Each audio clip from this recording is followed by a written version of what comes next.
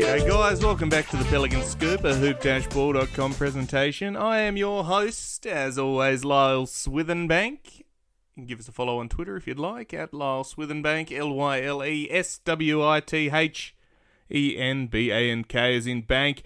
And if you'd like to follow the show, at HoopBallPels is the Twitter handle. You know, there's plenty going on over there, and if you want to give us a follow, got plenty coming up as well. Hopefully a few guests in the coming future. I've just got to organise them, I guess. So, where are we? We're back in the Smoothie King Centre this Thursday, I guess. It'll be Friday morning for me, against the Orlando Magic. But before we get to that, the Pelicans' win streak continues. A big defeat against the Boston Celtics last night. And golly gosh, we did it. We pulled it out. We went into the TD Gardens and pulled out 115 to 109 victory. The score does not give the guys credit because we're up by 16 with, I don't know, something like 5 minutes to go, and it got all the way back to 3 before the guys pulled it out. The bench were probably the difference, I think. Fantastic game from Zion Williamson as always. Josh Hart had 15 and 15 rebounds. You know, the guy loves to gobble them. He was a real spark plug off the bench in 31 minutes. Brandon Ingram had 25 points, including a clutch dagger in the last quarter. And all of those haters saying that he can't score, myself included, in the clutch, well, eat your heart out. He managed to pull them all together. He shot 7 of 17 on the night, 8 of 11 free throws, 3 of 5 from 3. Had 3 turnovers, but you can live with that. 25 points and 9 assists, and he was named the player of the game. Really good game. Really aggressive, and down the stretch, he was really handy. You know, it takes a good player to recognise when your players are open, particularly when you're getting doubled or, you know, making that extra pass. It makes it easier for the guys. Another good game from Eric Bledsoe, who's really bounced back. He had 13 points, 5 assists and 3 rebounds, 4 of 9 on the night, 4 of 8 3-pointers, and his range has started to come back. You know, everyone's been pretty critical of him, myself included. You know, I'm very self-reflective in this episode, I've realised. But he's really pulled it together, and you like to see that. He's defending the best guard. You know, he was on Jason Tatum for most of the night, as well as going through a few different rotations in terms of Marcus Smart and a few different guys off the bench as well. Nickeil Alexander-Walker, 33 minutes. He was stood in as in place of Lonzo Ball once again, who's still dealing with that hip flexor. Hopefully that comes back soon. He had 17 points, 7 rebounds, and 3 assists. He's averaging just a shade under 18 points on 50% shooting going into this game as a starter. And all of a sudden, is there an argument to make sure that he starts and perhaps Eric Bledsoe goes to the bench? I don't know, but we'll get to that. He was fantastic as well. His 3-point stroke is looking confident. 7 of 15 shooting, 46%. 3 of 9 from 3, particularly when we needed it down the stretch. He was there, and it's really impressive. Zion Williamson had 28 and 8. 3 assists, 4 steals, 11 of 22 shooting, 50% again, and he continues this meteoric rise to Hall of Fame status, and I'm calling it now. This guy is going to end up in there, barring a catastrophic injury, touch wood, and cross your toes and your fingers and anything that happens with that. This guy is going far. He's now 62 games or 68 games, I think, into his career, and this kid looks like he is just scratching the surface. So we're all very excited for that. Jackson Hayes returned from a sore wrist with 18 minutes, 4 points, 4 rebounds, and a couple of assists. He was solid. He was all right. And Kyra Lewis Jr. in 18 minutes had 9 points, 3 rebounds, 4 assists. He was perfect. Oh no, he missed 1 3-pointer. Up for most of the game, he was perfect from 3, but he hit 3 of 4 3-pointers, and that shot's really starting to fall, which I love to see. the confidence when he wants to shoot the ball, and it goes in. He's starting to get his legs under him, I think, and get used to the range.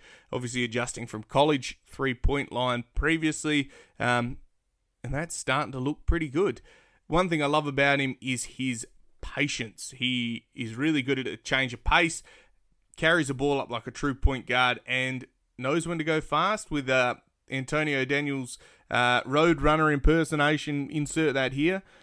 And he knows when to go slow, and he knows when to take care of the ball. So really, really impressive debut with this guy. You know, he's really started to come along in leaps and bounds, and his rookie season is looking really good. And the more we play him, I think the better he'll get.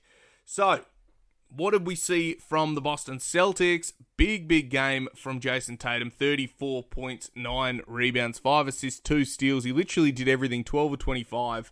5 3-pointers, and only 1 turnover. He was pretty solid in 40 minutes, but again, we just matched him. We kept going at him. We threw bodies at him. Brandon Ingram's length troubled him at times, I think, as well. And all the guys we circled onto him. Without Jaylen Brown playing, it was pretty easy to focus in on him and stop the ball. And, perhaps if we had to defend 2 of them, it would have been a different story, but I think we did a pretty good job. Marcus Smart was good until he got ejected at the end. He had 15 points. Kemba Walker with 23. Time Lord Robert Williams, the third, had 7 points, 10 rebounds, 5 assists, and 3 blocks. Fantasy stud. If you play NBA Fantasy and you still pick him up, go and get him. But he had a fantastic game. Pritchard off the bench with 11 points, and Luke Cornett, newly acquired from the Chicago Bulls, had 10. One bloke who didn't have a very good game was Orlando Magic's former guard, Evan Fournier.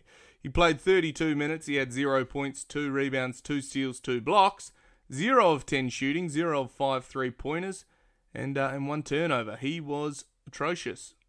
He looked like a shell of himself, and the ball did not want to go in. He was forcing shots, and even the good ones looked like they were nowhere near. So good for the rebound stats, but not so good for his first game as a Boston Celtic.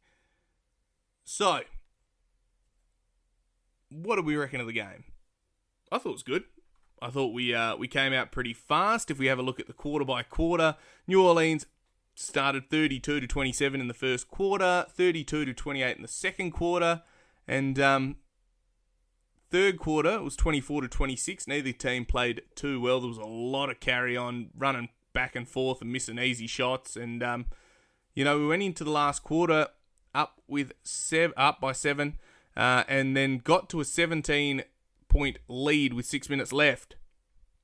And then they started chipping away, and they chipped away, and they chipped away, and, I called it. I called it at 6 minutes. I said, don't count your chickens yet. These guys have still got one more run in them. And I was correct. We ended up dragging out a win in the end, a 6-point victory, but it was by no means simple. The final quarter, they outscored us 28-27, and we got away with it. So, we have a look at the team comparison. We shot 50% from the field. They shot 43%. 16 of 31 3-pointers. We love when we shoot threes. 16 of them. Not bad. They only shot 14. 32%. 14 of 43. Free throws, 17 of 30, which was atrocious. A lot of guys left some free throws on the table there, and you hate to see it. Assists was a big plus, 30-21. Love to see that. So on 41 shots made, we had 30 assists. And I think, honestly, we need to keep that going.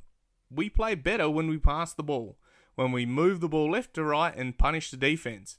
It makes it really difficult to guard when the defense is constantly moving and having to rotate, and all it takes is one person's mistake and we're away. So keep that going. Free throws, I don't know, Fred Vincent he'll be ropeable, I reckon. He'll be telling them off because the way he has been training them, he wouldn't like to see 17 or 30. He'd be pretty annoyed with that. All square with the turnovers, 14-14, and, keeping it to 14 turnovers.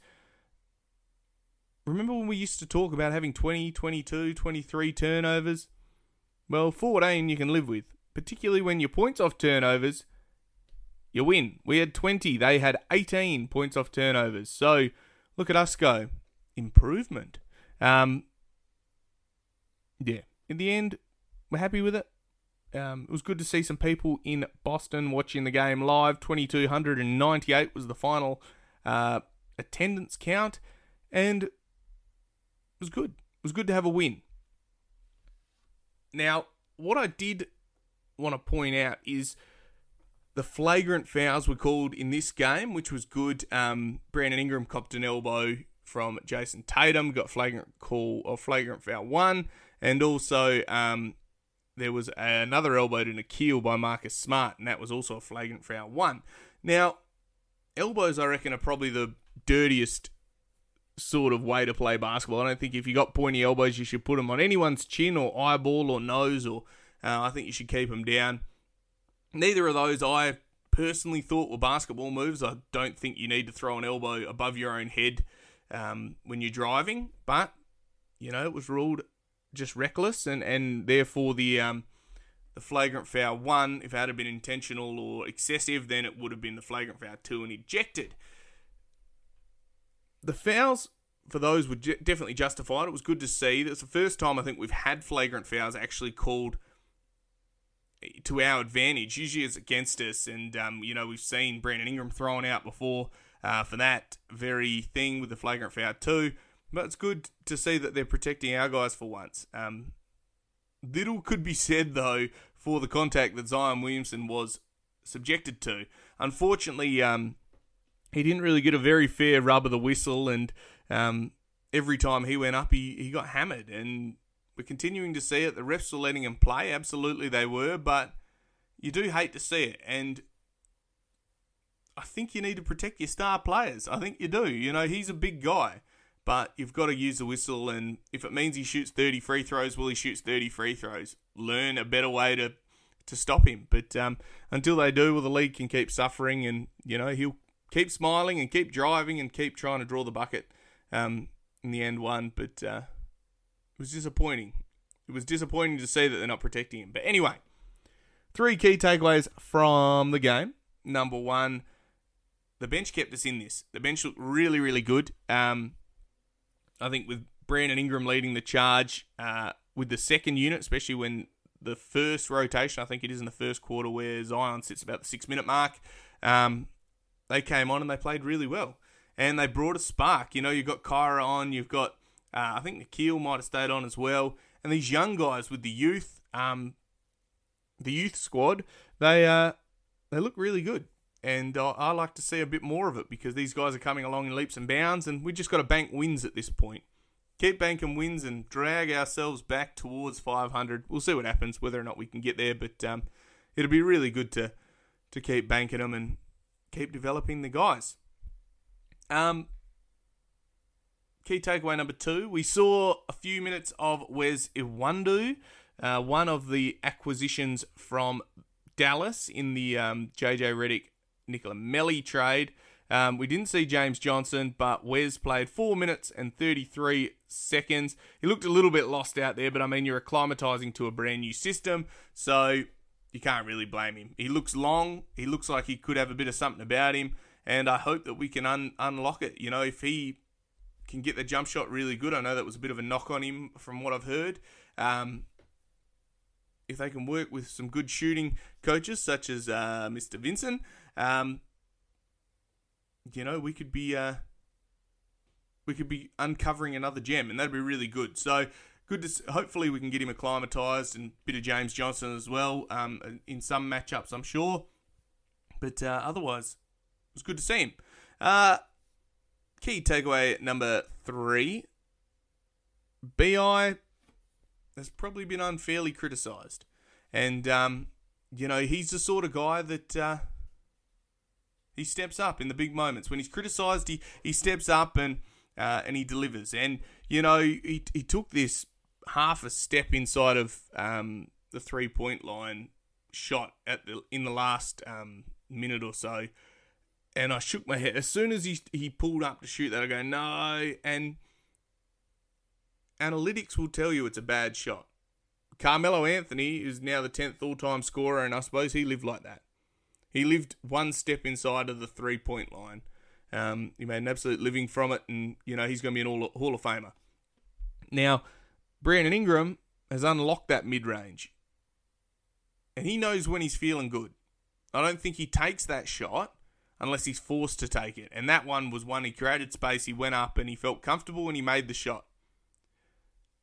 Do we live and die by those shots? I hope not, but we should never be in a position to do that. Well, best laid plans and all that we'd never be in a position to have to rely on shots like that, but I don't mind it.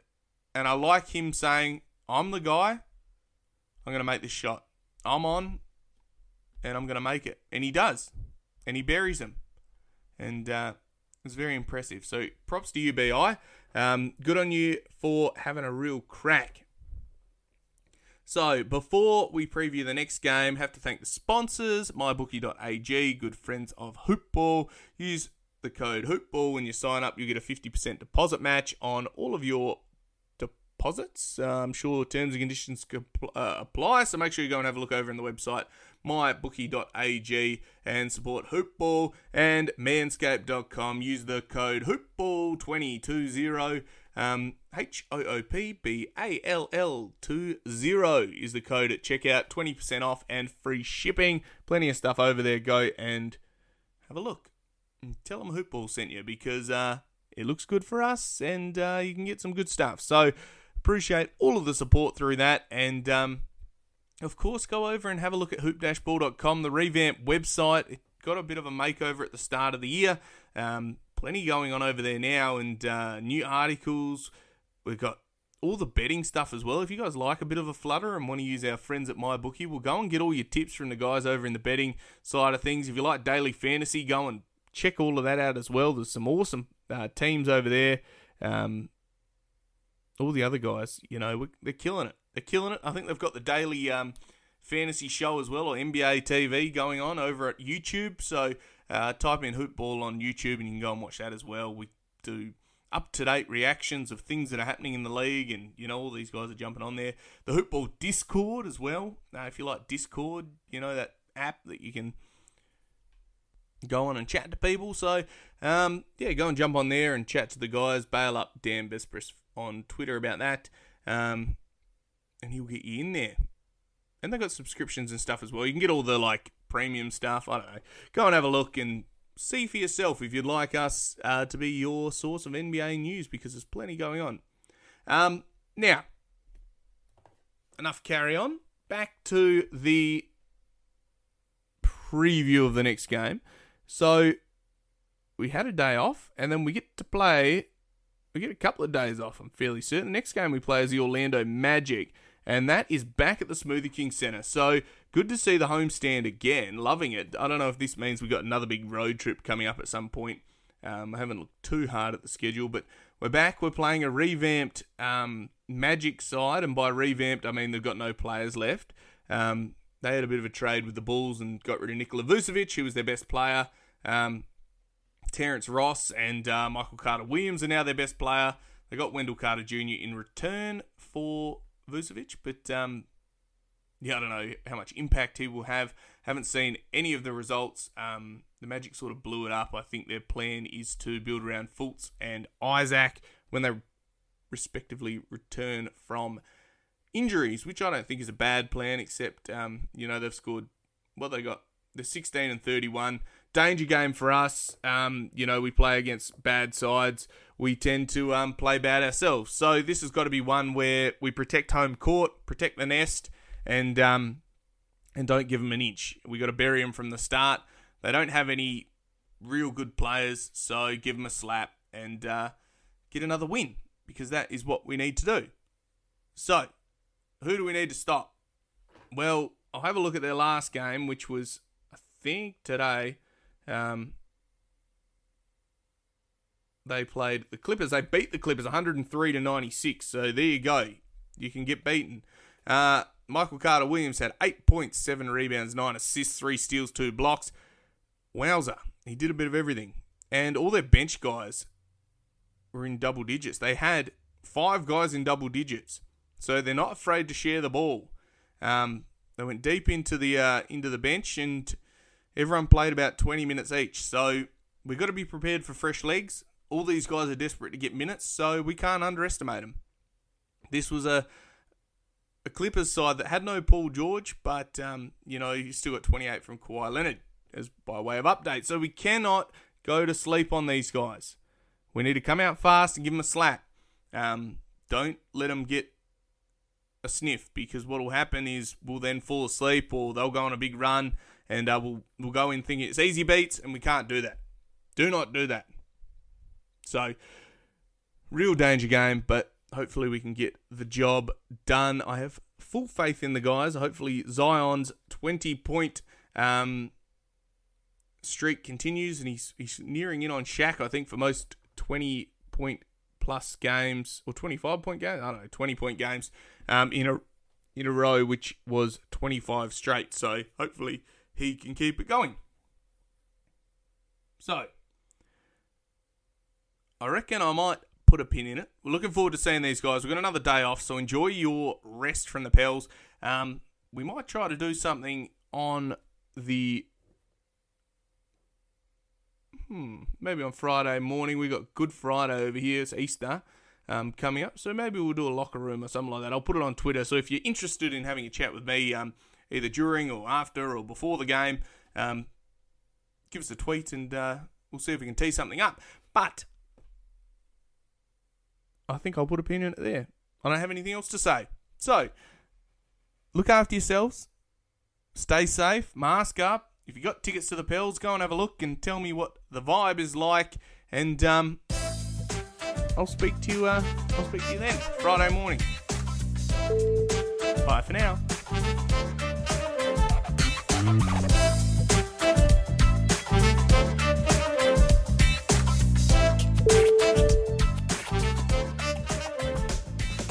This has been a Hoop Ball presentation.